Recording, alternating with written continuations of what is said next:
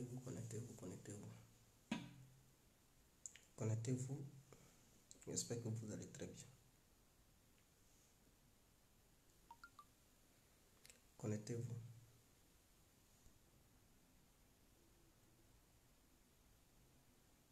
Connectez-vous. Partagez le direct, partagez le direct, partagez le direct. C'est très important, mes frères et sœurs. Partagez le direct. Voilà. Voilà. J'espère que les voilà. Donc, le coup d'État de la Guinée-Bissau est un coup d'État salutaire. Les gens que vous voyez, ces personnes que vous voyez, ce sont les ministres de la Guinée-Bissau. Voilà. On les a fait asseoir par terre pour leur donner des conseils. D'après Soro Guillaume, il fallait faire asseoir Alassane Ouattara par terre pour lui donner des conseils. Alors, la junte de la Guinée-Bissau a décidé de faire asseoir par terre ces éléments, c'est-à-dire ces ministres, pour leur donner des conseils. Donc, pour ceux qui s'inquiétaient par rapport au coup d'État, à cette tentative de coup d'État sur le territoire bissau-guinéen, écoutez, soyez rassurés, l'opération s'est très bien déroulée. Tout a été positif, comme prévu. Donc, ne vous inquiétez pas. Je vous le dis, cette CEDEAO, là, leur décision qu'ils ont prise contre le Mali, ils vont le payer très cher. Cette décision de sanctions financières et économiques qu'ils ont pris contre le Mali, là, ils vont regretter ça. On dit non, sanctions financières et économiques contre le Mali, mais sauf les biens de première nécessité. Bon, quelqu'un qui n'a pas l'argent, il prend quoi pour acheter quoi que ce soit? C'est-à-dire, ils se foutent des gens, quoi. Hein, vous bloquez l'argent des gens et vous leur dites non, sauf la nourriture. Mais si tu n'as pas d'argent, tu payes nourriture comment? C'est-à-dire, ce sont des criminels, ces gens de la CEDEAO. Ils prennent des sanctions draconiennes contre un pays et ils disent non, sauf les médicaments, sauf la nourriture. Mais quelqu'un qui n'a pas d'argent, tu as bloqué son argent, il est malade, il enlève l'argent pour payer les médicaments. Donc, en un mot, c'est une manière de tuer les gens. Parce qu'on t'arrache tout ton argent. On dit non, tu peux te soigner. Hein. Le médicament, on ne t'a pas interdit le médicament, mais on t'interdit l'argent. Bon, écoutez, si je suis malade et que je n'ai pas d'argent, je me fais soigner comment? Puisqu'il n'y a pas d'aide sociale. Donc, les gens de la CEDEAO, c'est des gens, c'est-à-dire, ils prennent les gens comme des voyous. Ils ne considèrent pas le peuple africain. Ils pensent que nous sommes analphabètes. C'est fini ça. On sait que les sanctions que vous avez prises, c'est pour asphyxier le peuple malien, c'est pour tuer le peuple malien. Et vos maîtres qui sont en Occident, ils ne prennent pas ces mêmes sanctions. Hein. C'est-à-dire, ils vous poussent à prendre les sanctions et puis eux, ils s'en vont, ils font des affaires en dehors de vous. Donc, vous êtes les dindons de la face. Yako Afrique. Mais je pense que les coups d'État devraient se multiplier comme ça en Afrique de l'Ouest. C'est-à-dire, c'est l'éveil de la conscience des gens de l'Afrique de l'Ouest. Si la Côte d'Ivoire ne rentre pas dans cette danse et que cette danse passe, on a encore 50 ans encore devant pour essayer de saisir notre décolonisation totale. Ça va être encore difficile pour la Côte d'Ivoire. Parce que là où je vous parle, ici en Occident, les gens s'organisent. Comment faire pour empêcher les coups d'État en Afrique? Comment faire pour bien coloniser les Africains? Comment faire pour accentuer la domination européenne sur les États africains, sur les Noirs en Afrique? Ils sont là à élaborer des plans. Comment faire pour obliger nos différents gouvernements à signer des accords dans lesquels nos peuples africains ne vont jamais se retrouver. Même si on changeait de gouvernement, on ne va jamais se retrouver là-dedans. C'est-à-dire qu'ils veulent leur obliger de signer des accords que personne ne va renégocier encore. C'est ce qu'ils sont en train de mettre sur pied ici en Europe. C'est quelqu'un qui m'a informé que la nouvelle politique que les Occidentaux veulent envoyer en Afrique, et c'est la France qui pilote ça bien sûr, c'est d'obliger les États africains à revoir les accords Et dans ces accords-là, ils vont leur faire signer d'autres accords, les nouveaux accords qui seront clairs. C'est-à-dire ces accords sont non renégociables. Donc, c'est-à-dire s'ils ont signé un accord pour dire, toi, Côte d'Ivoire, tu n'as pas le droit de traiter avec un autre pays. Et ça, ce n'est pas négociable. Donc, même si on change de président et qu'il y avait un nouveau président, s'il voulait renégocier, ils vont lui dire non, non, non, les accords sont clairs. Donc, ce sont des accords d'État à État où on dit que ce n'est pas renégociable. Donc, ce n'est pas à toi de venir changer les règles du jeu. Et puis, ils vont faire valider ces accords par l'ONU. Ils vont dire le Conseil de sécurité a validé ces accords. Donc, aucun dirigeant encore africain n'a le pouvoir de renégocier ces accords. Donc, vous voyez dans quoi ils veulent nous mettre. Et un homme comme Ouattara, vous pensez qu'il va dire non? Non, il va signer. Les hommes comme Bazoum, vous pensez qu'ils vont dire non? Non, ils vont signer. Voilà pourquoi il ne faut pas attendre. Voilà pourquoi il faut empêcher que cela voie le jour en Côte d'Ivoire. Il faut faire sauter Ouattara immédiatement. Il faut faire sauter Ouattara urgemment avant que ces accords ne rentrent en action en Côte d'Ivoire. Avant que ces accords ne rentrent en œuvre en Côte d'Ivoire. Les autres pays sont là à se libérer. Les autres pays sont en train de prendre leur propre destin en main. Et en Côte d'Ivoire, on est là comme des bébés gâtés. On est là comme des poussins. Et on regarde Ouattara, il danse au sol. Il décide de l'avenir de tout un peuple ivoirien. Pour le reste de nos vies. Pour le reste de nos petits-enfants. Et on le regarde, il fait n'importe quoi. Il change la constitution, il torpille, il s'en va à Paris, il valide des accords, il s'en va, il négocie la future monnaie de tout un continent avec Macron. Sans le consentement du peuple ivoirien, sans le consentement du peuple africain. Et on le regarde faire. Il n'est plus question de dire je suis Djoula, je suis RADP, je suis musulman. Non, ce débat est passé. Djoula, musulman, RADP, ça n'a plus lieu d'être. On doit se mettre ensemble comme un seul homme pour chasser Ouattara. Il s'agit de l'avenir. Parce que toi, tu aimes Ouattara aujourd'hui. Mais est-ce que ce qu'il fait là, ça va être bénéfique à tes petits-enfants? Voici la question capitale. Voici à quoi tu devrais penser. Donc, je salue la Guinée-Bissau. Les Guinéens ont compris. La Bissau et Guinée a compris. Non, les deux Guinées viennent de se libérer. Le Burkina, le Mali, la Centrafrique avait commencé. Donc, à qui le tour? Nous saluons ce coup d'État. Et les Guinéens-Bissau, ils demandent le départ de... C'est-à-dire, ils ne veulent plus que la France dicte la politique de la Guinée-Bissau parce que la Guinée-Bissau fait partie du franc CFA. C'est la France qui leur dicte des trucs. Certes, ils n'ont pas été colonisés par les Français. Hein? Ils n'ont pas été colonisés par les Français, mais après le départ de leurs colonisateurs, la France est allée s'installer. La France a mis ses tentacules là-bas et c'est la France qui dicte les règles du jeu du gouvernement Bissau-Guinée. Donc les militaires ont compris. Ils ont dit non, non, non, ça ne peut plus continuer. Ça ne peut plus continuer. Il faudrait que la France dégage. Le Burkina a compris, le Mali a compris. La Guinée-Conakry a compris. La Centrafrique a compris. La Côte d'Ivoire attend quoi? Ouattara, voici un travail. C'est-à-dire votre CEDEAO là, ça va être décapité, morceau par morceau. Et vous allez prendre des sanctions. Hein. Prenez encore des sanctions. Sanctions contre la Guinée-Bissau, sanctions contre le Burkina, sanctions contre la Guinée. C'est la Côte d'Ivoire, elle seule va s'asphyxier sans s'en rendre compte. C'est-à-dire, moi si j'étais à la place des autorités, hein, burkinabé, j'allais fermer la frontière entre la Côte d'Ivoire et le Burkina. Et concernant les ports, on allait utiliser les ports des trucs de la Guinée-Conakry. On allait utiliser le port de la Guinée-Conakry pour faire nos affaires, pour faire venir nos marchandises. Et comme la frontière entre le Mali et la Côte d'Ivoire est fermée, la frontière entre le Burkina et la Côte d'Ivoire, si c'est fermé, mais c'est fini. Mais la Côte d'Ivoire va sombrer parce que l'économie ivoirienne ne se base pas uniquement sur l'agriculture.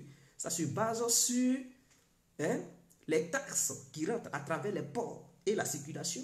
Donc, si c'est fermé le port ivoirien, si le port ivoirien avait la capacité de donner au moins, je vais donner une estimation, 500 milliards de francs CFA à la Côte d'Ivoire par an, mais la Côte d'Ivoire n'aura plus ces 500 milliards par an.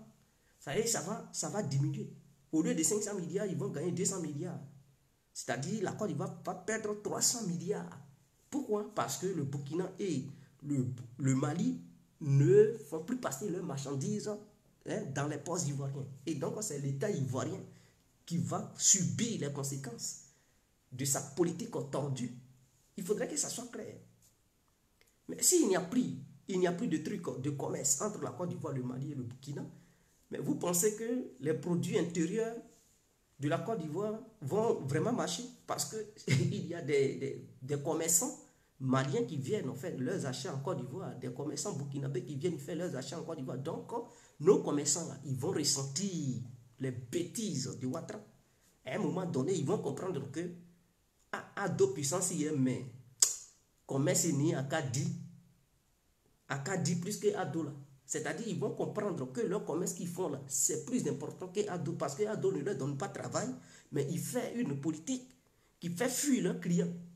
Donc ils vont avoir les yeux ouverts. Ils vont dire, oh, président, il va aller supporter, mais à ta politique, il a bien ta client, bori. Et tous ils fuient. Et je n'ai plus de clients, je fais comment pour louer ma maison, je fais comment pour nourrir ma famille. Ils vont comprendre tout de suite que non, c'est inadmissible. Eux-mêmes, ils vont se révolter. Si j'étais à la place des Burkinabés, on fermait notre frontière. C'est une manière, c'est une contre-sanction. Sans déclarer ouvertement que le Burkina et le Mali sanctionnent la Côte d'Ivoire. Mais le fait de fermer les frontières avec la Côte d'Ivoire, et la Guinée aussi prend les mêmes mesures pour fermer la frontière entre la Guinée et la Côte d'Ivoire, c'est une manière de sanctionner Alassane Ouattara et son gouvernement, sans dire ça ouvertement. Donc, quelle frontière qui allait être ouverte entre la Côte d'Ivoire et le Ghana uniquement? Donc, si la Côte d'Ivoire voulait faire des affaires, la Côte d'Ivoire allait être dans l'obligation de traiter uniquement avec, est-ce que vous comprenez, avec le Ghana uniquement. Et en fermant l'espace aérien entre la Côte d'Ivoire, le Mali, entre la Côte d'Ivoire, la Guinée, entre la Côte d'Ivoire et le truc, comment là, Burkina.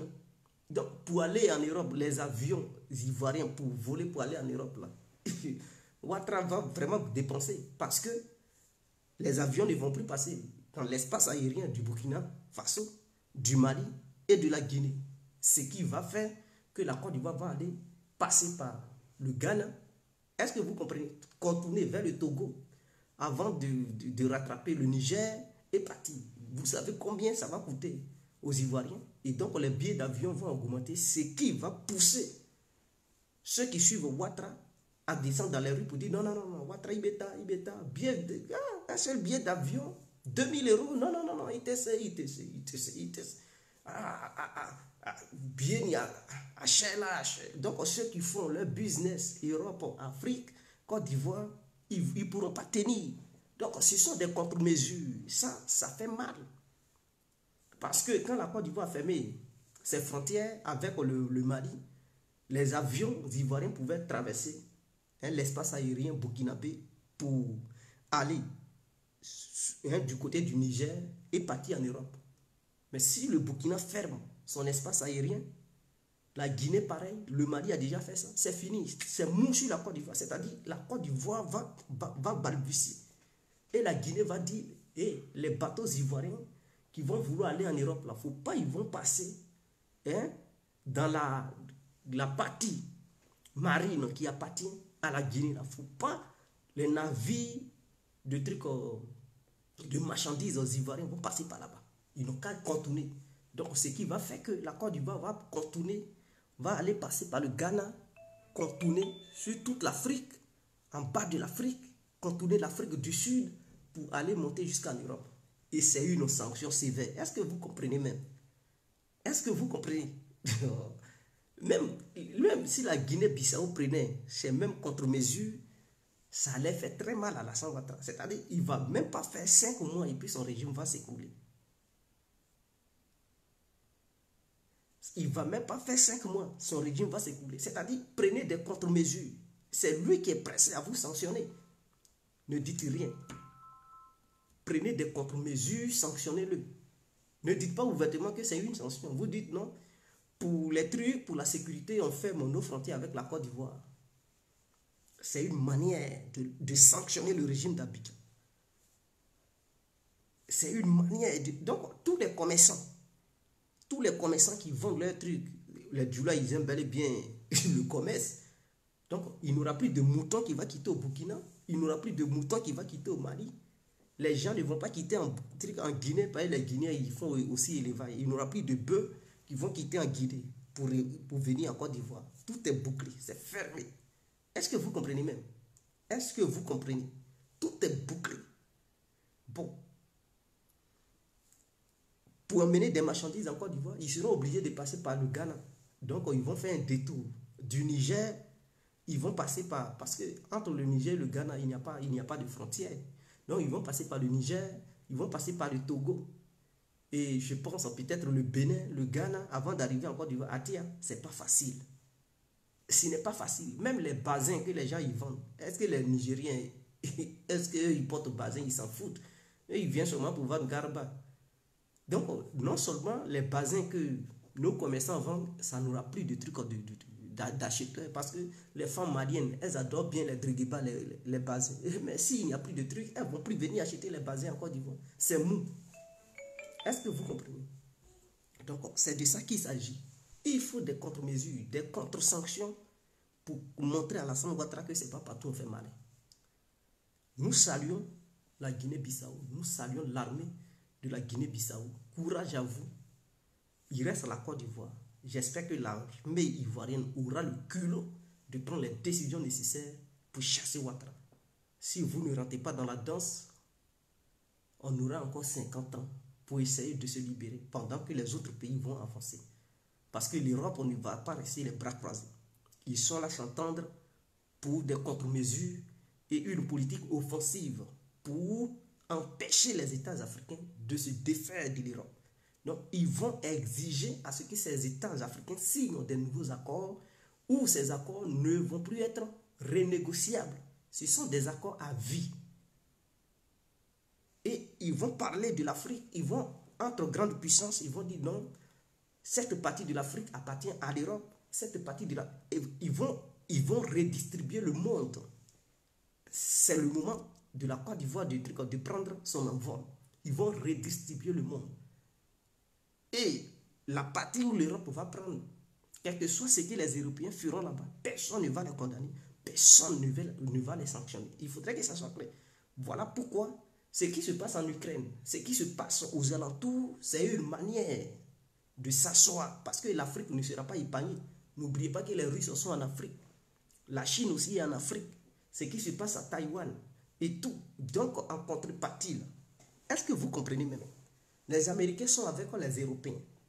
Ils vont dire, bon, pour éviter une guerre mondiale et tout, qu'est-ce qu'on va faire? Asseyons-nous entre grandes puissances.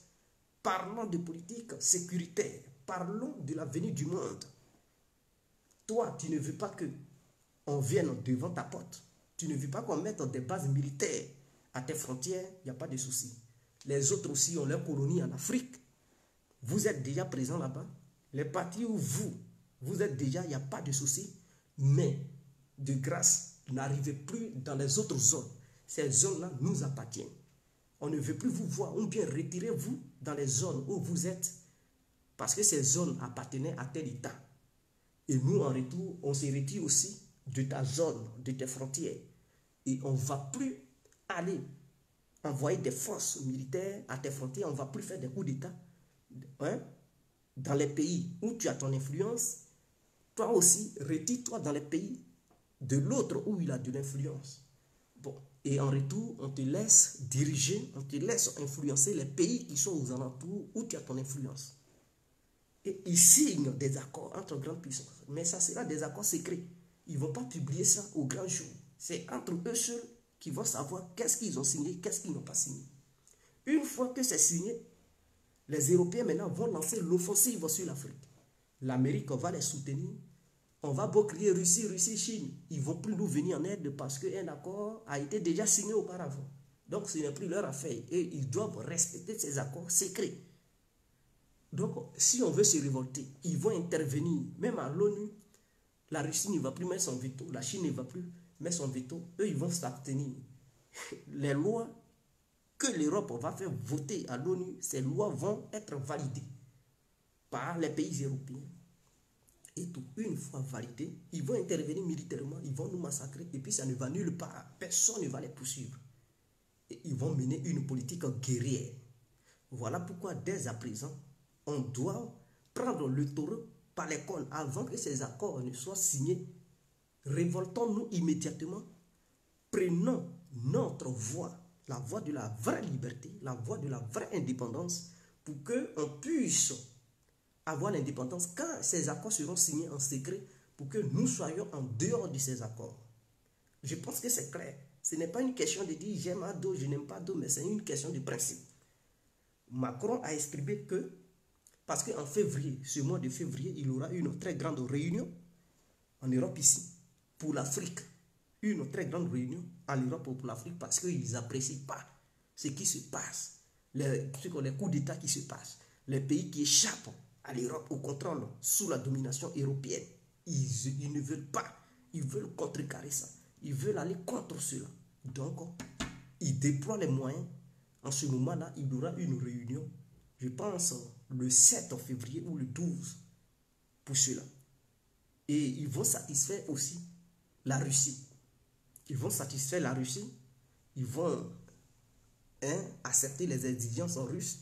Eux aussi, en contrepartie, la Russie aussi doit accepter que certains pays africains, la Russie, ne soutiennent plus les coups d'État ou bien ne soutiennent plus les militaires pour faire sortir les Européens. Est-ce que vous comprenez?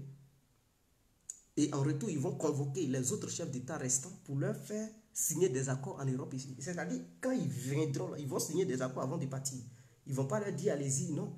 Dès qu'ils viendront, ils vont mettre des trucs, des dossiers devant eux, ils vont dire signer. Ils vont signer. S'ils ne signent pas, ils font coup d'État contre eux, ils mettent quelqu'un d'autre. Donc, voici ce qui se passe. L'enjeu est colossal. Vous, les militants du RADP, vous, militaires, vous qui êtes là pour Alassane Ouattara, pensez à demain. Ne pensez pas à Alassane Ouattara. C'est un grand jeu qui se joue en ce moment. Si la Côte d'Ivoire loupe sa révolution, c'est encore jusqu'à 50 ans ou 100 ans. Ce n'est pas maintenant. On va encore parler de révolution en Côte d'Ivoire. Si la Côte d'Ivoire loupe, parce que cette révolution va nous permettre d'avoir notre propre monnaie, cette révolution va nous permettre d'avoir une grande vision de la vraie liberté. Cette révolution va nous permettre d'avoir beaucoup de choses, de contrôler nos ressources et de voir ce qu'on peut faire pour le bien-être des citoyens ivoiriens. Je ne vous demande pas de faire coup d'État pour mettre un opposant, mais faites un coup d'État pour réorienter la politique ivoirienne. Si même quelqu'un d'autre qui n'est pas opposant pouvait prendre le pouvoir, un digne fils du pays, quelqu'un qui aime la Côte d'Ivoire, quelqu'un qui est un vrai patriote, qui va lutter pour le bien-être de la Côte d'Ivoire, on va le soutenir. Si on se laisse. En ensemble, c'était l'incontournable, bien compris. Ciao.